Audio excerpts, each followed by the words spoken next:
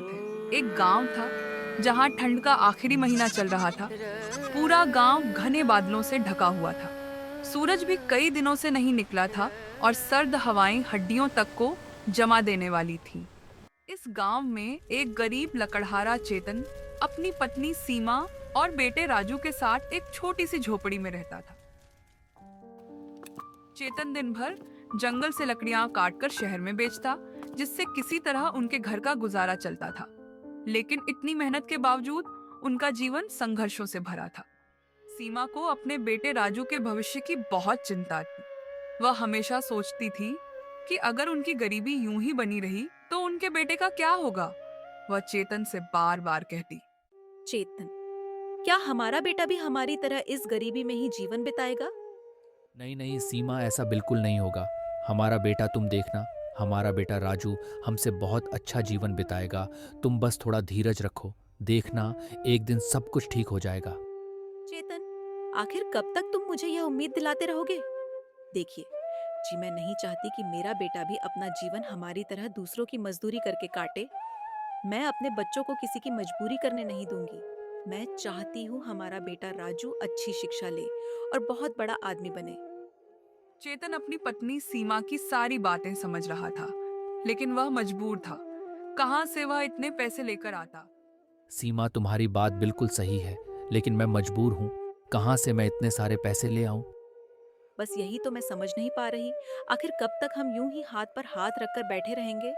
मेहनत से तो हम पीछे नहीं हटते, लेकिन सिर्फ मेहनत करने से ही सब कुछ नहीं बदलता चेतन। हमें कुछ बड़ा सोचना होगा, कुछ अलग करना होगा। सीमा, मैं समझ सकता हूँ तुम्हारी चिंता, लेकिन मैं कोई गलत रास्ता नहीं अपनाना चाहता। हमें धैर्य रखना होगा। धैर्य से पेट नहीं भरता चेतन, न ही राजू की पढ़ाई होगी। हमें कोई रास्ता निकालना ही होगा। सीमा की बातों ने चेतन को और गहरी सोच में डाल दिया। उस दिन ठंड की आखिरी रात थी। आसमान में काले बादल छाए हुए थे। तेज हवाएं पेड़ों को झकझोर रही थी। बिजली की गड़गड़ाहट पूरे गांव को भयभीत कर।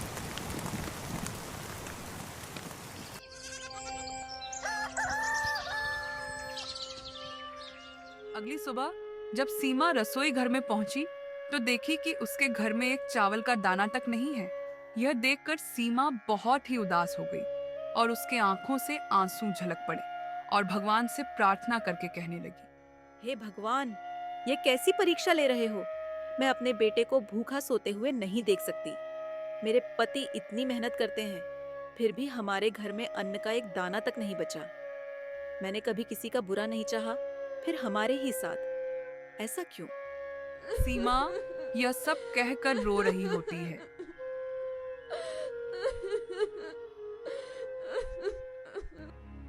तभी उसी समय चेतन अपनी कुल्हाड़ी लेकर जंगल की ओर निकलने वाला होता है। तभी वह सीमा को आवाज लगाते हुए कहता है, अरे भाग्यवान, तुम कहाँ हो?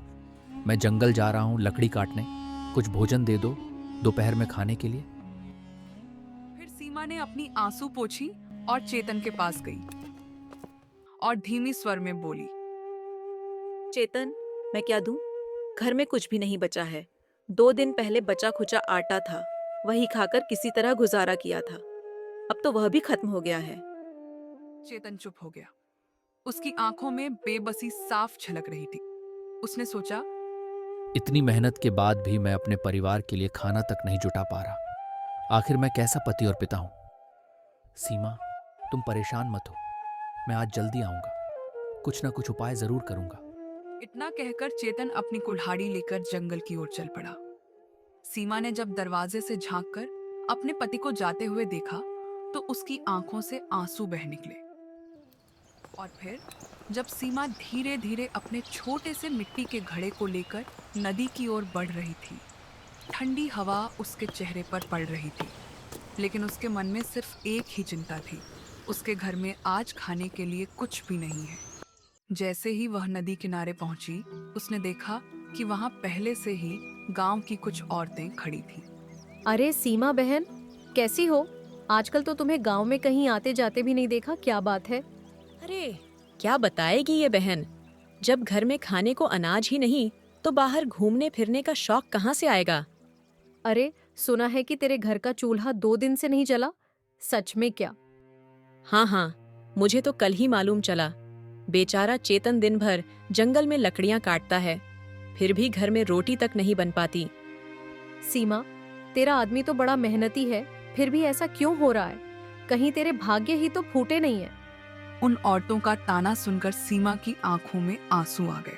वह बिना कुछ कहे अपना घड़ा उठाने लगी। तभी राधा नाम की एक औरत, जो आमतौर पर चुप ही रहती थी, वह उन औरतों को खड़ी खाटी सुनने लगी। तुम लोगों को शर्म नहीं आती? कोई मजाक उड़ाने की हद होती है। सीमा का घर का हाल बुरा है, इसका मतलब ये नहीं कि तुम इसे और ताने मारो। अरे, हम तो बस मजाक कर रहे थे। तू इतना गंभीर क्यों हो रही है राधा? सीमा, तू इनकी बातों पर ध्यान मत दे। चल, मैं तुझे घर तक छोड़ देती हूँ। सीमा ने पहली बार आंख उठाकर राधा की तरफ देखा। उसकी आंखों में कृतज्ञता थी, लेकिन उसके होंठ अब भी चुप थे। वह उन औरतों की बात को अनदेखा करते हुए वहां से पानी लेकर निकल पड़े।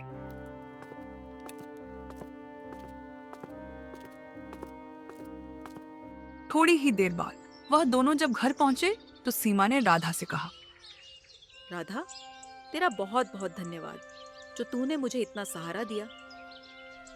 धन्यवाद नहीं सीमा, हिम्मत रख। अगर तुझे कभी मदद की जरूरत हो तो मैं हूं ना। इतना कहकर राधा वहां से चली गई।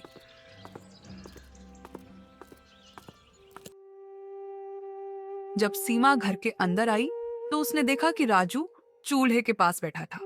उसके चेहरे पर मासूमियत थी, लेकिन पेट की भूख उसकी आंखों में साफ झलक रही थी।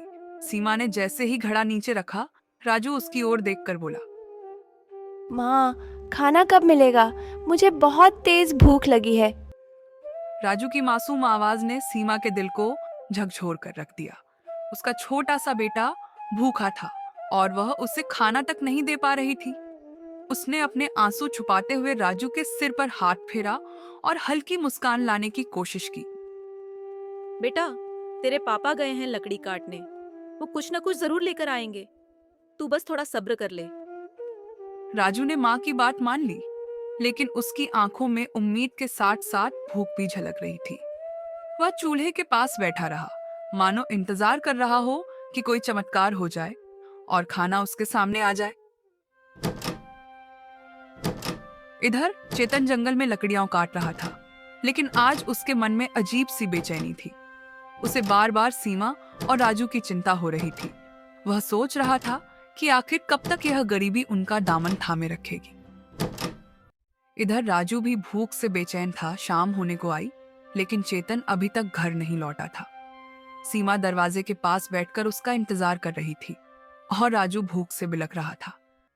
माँ, बहुत भूख लगी है, कुछ खाने को दो ना। सीमा ने अपने बेटे को सीने से लगा लिया। उसकी आंखों में आंसू थे, लेकिन वह रो नहीं सकती थी। उसे हिम्मत दिखानी थी। उसने राजू के सिर पर हाथ फेरा और उसे बहलाने लगी।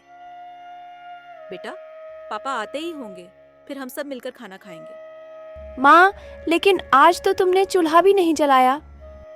राजू की यह बात सुन के सीमा का कलेजा चीर गया।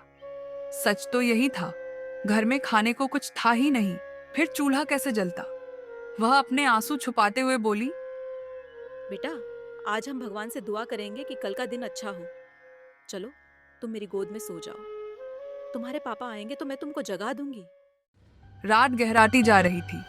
आसमान में गहरे काले बादल घिर आए थे और अचानक बिजली की कड़कड़ाहट से पूरा गांव गूंज उठा। तेज हवाएं चलने लगीं, जैसे किसी अनहोनी का संकेत दे रही हूँ। सीमा अपने बेटे राजू को सीने से लगाए बैठी थी, लेकिन उसकी आंखें दरवाजे पर टिकी थी। चेतन अभी तक नहीं लौटा था। कुछ ही देर में बूंदाबांदी शुरू हुई और फिर देखते ही देखते मूसलाधार बारिश होने लगी।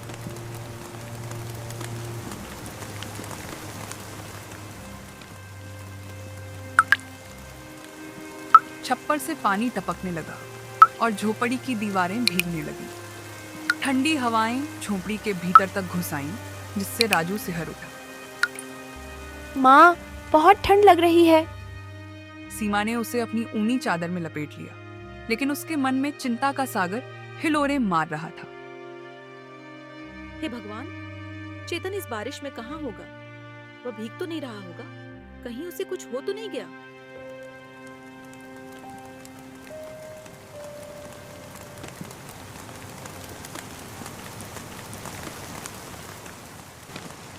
बारिश और तेज होती गई। अचानक झोपड़ी की छत का एक कोना पानी के भार से गिर पड़ा, जिससे अंदर पानी टपकने लगा। सीमा जल्दी से राजू को उठाकर कोने में ले गई, जहां अभी तक सूखा था। बेटा, तुम बस आंखें बंद कर लो और सोने की कोशिश करो। सुबह होते ही सब ठीक हो जाएगा। राजू की आंखों में आंसू थे, लेकिन वह माँ की बात मानकर चुपचाप लेट गया। भूख और ठंड के मारे उसका शरीर कांप रहा था, लेकिन कोई चारा नहीं था।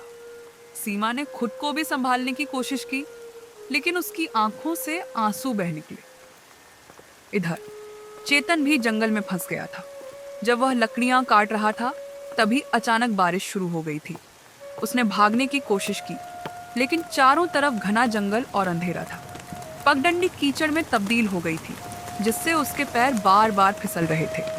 वह किसी तरह एक बड़े पेड़ के नीचे खड़ा होकर भीगते हुए सोच रहा था, हे भगवान, मेरी सीमा और राजू का क्या हाल होगा।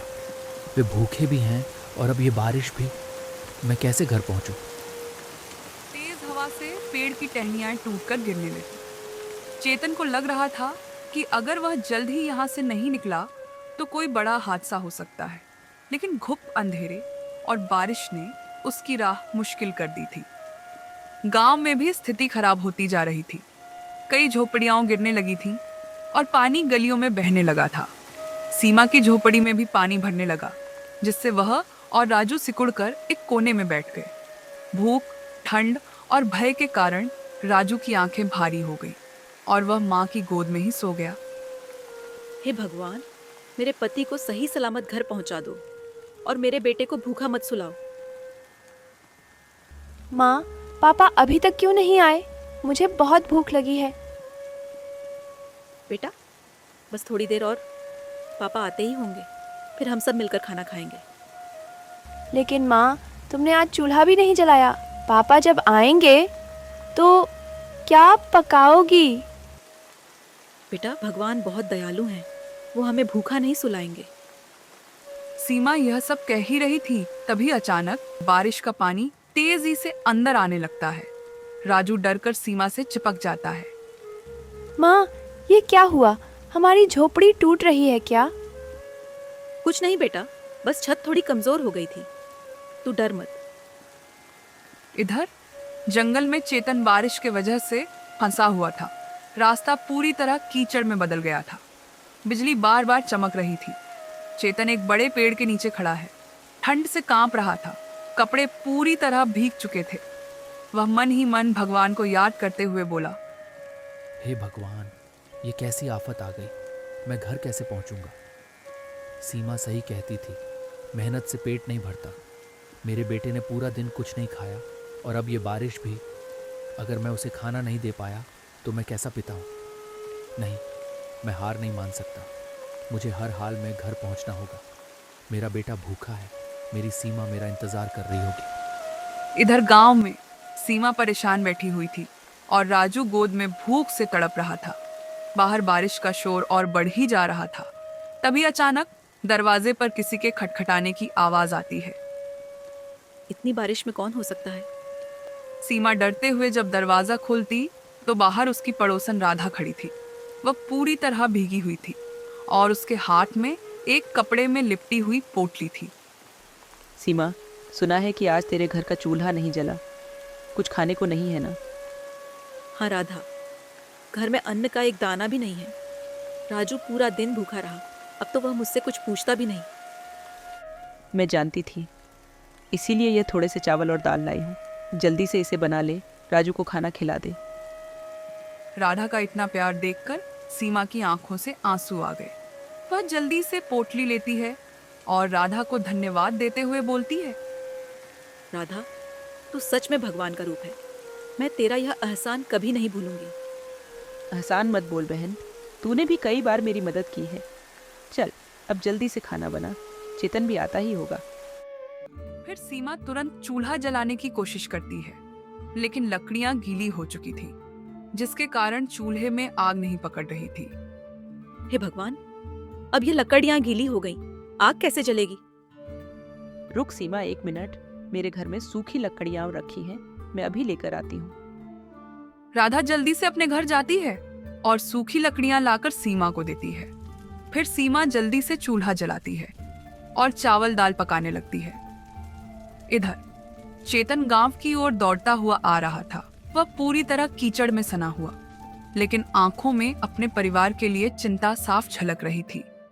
वह जल्दी से झोपड़ी के दरवाजे पर जाता है और सीमा को आवाज लगाते हुए बोलता है, सीमा, दरवाजा खोलो, मैं आ गया। फिर सीमा जल्दी से दरवाजा खोलती है और चेतन को इस हालत में देखकर चौंक जाती है। अरे, तुम पूरी तरह भीग चुके हो। कहाँ थे इतने देर तक? सीमा, मैं रास्ते में बारिश में फंस गया था, लेकिन सबसे बड़ी बात यह है कि मुझे जंगल में एक पेड़ के नीचे कुछ सूखी लकड़ियां और कुछ जंगली कंदमूल मिले। हम आज भूखे नहीं सोएंगे। चेतन की यह बात सुनकर सीमा की आंखों में खुशी के आंसू आ गए। फिर वह मुस्कुराते हुए बोली, मुझे भी राधा ने चावल दाल लाकर दिए। देखो, खाना बन रहा है। रात का समय था। बाहर अब भी मूसलाधार बारिश हो रही थी। ठंडी हवाएं झोपड़ी को झकझोर रही थी, लेकिन उन लोगों के अंदर उम्मीद की एक हल्की लौ जलने लगी थी। सीमा जल्दी जल्दी चावल और दाल को पकाने में लगी हुई थी। राजू, जो सुबह से भूखा था, अब धीरे धीरे चूल्हे से उठती महक से थोड़ा खुश हो रहा था। चेतन गीले कपड़ों में ही बैठा था। उसके हाथ ठंड से सुन्न हो चुके थे, लेकिन चेहरे पर राहत थी। फिर राजू अपने पिता की ओर देखा और बोला, पापा, आपके हाथ इतने ठंडे क्यों हैं? बेटा, मैं बारिश में था ना, इसीलिए। लेकिन अब मैं तुम्हारे पास हूं तो कुछ नहीं होगा। पापा, अब मुझे भूख भी नहीं लग रही। आप आ गए ना तो अच्छा लग रहा है। राजू की यह बात सुन के चेतन की आंखें भर आती हैं। उसने कभी सोचा भी नहीं था कि उसका बेटा भूख से इतना मजबूर हो जाएगा कि उसे पेट की ज्वाला भी महसूस नहीं होगी। वह खुद को रोक नहीं पाता और राजू को सीने से लगा लिया। उसकी आंखों से आंसू गिरने लगते हैं, लेकिन वह उन्हें छुपाने की कोशिश करने लगता है। चेतन, देखो, खाना तैयार हो गया है। बस कुछ ही देर में हम सब खा लेंगे। सीमा, मुझे डर लग रहा है। डर? किस बात का? डर इस बात का कि अगर कल भी ऐसा ही दिन आया तो हम क्या करेंगे। अगर फिर से भूखे सोना पड़ा तो मैं अपने बेटे की उस मासूम भूख को कैसे सह पाऊंगा। मैं भी यही सोच रही थी। आज राधा ने हमें खाना दिया, लेकिन हम कब तक दूसरों पर निर्भर रहेंगे? हमें कुछ करना होगा चेतन। हमें अपने बेटे के लिए कुछ बड़ा करना होगा। हाँ सीमा, लेकिन कैसे? ये दोनों आपस में बात कर ही रहे होते हैं, तभी झोपड़ी के दरवाजे कमला अचानक आती है और वह सीमा के पास जाकर बोलती है, सीमा, मुझे माफ कर दे। मैं तुझे बहुत बुरा भला कहती थी, तेरी गरीबी का मजाक उड़ाती थी, लेकिन आज मुझे समझ आया कि भूख क्या होती है। कमला, तू इतनी रात को यहाँ? सीमा, आज जब तू नदी किनारे खड़ी थी तो मैं तुझे ताने मार रही थी, लेकिन मुझे क्या पता था कि कुछ ही घंटों में मेरे साथ भी वही होने वाला है। मेरे घर में भी आज खाना नहीं बना, मेरे बच्चे भी भूखे हैं। कमला की यह बात सुन के सीमा उसको सहानुभूति देते हुए बोलती है, कमल देख, जो कुछ भी हुआ सुबह में उसे तो भूल जा। हमारे पास भी बहुत ज्यादा खाने का नहीं है, लेकिन जो भी है मिलकर बांट लेंगे। सीमा, मैं तुझे कितना गलत समझती थी। तू कितनी अच्छी है, जो इतनी मुश्किल में भी मेरे बच्चों के बारे में सोच रही है। कमला, गरीबी इंसान की नहीं होती, हालात की होती है। जब दर्द एक जैसा है तो हमें मिलकर उसका सामना करना चाहिए। रात गहरी होती गई, लेकिन चेतन सो नहीं पा रहा था। वह सीमा के पास बैठा अंधेरे में कुछ सोचता रहा। आखिर कब तक वह इस हाल में रहेगा? उसे अपने बेटे का भविष्य बनाना था। उसे इस गरीबी से बाहर निकलना था।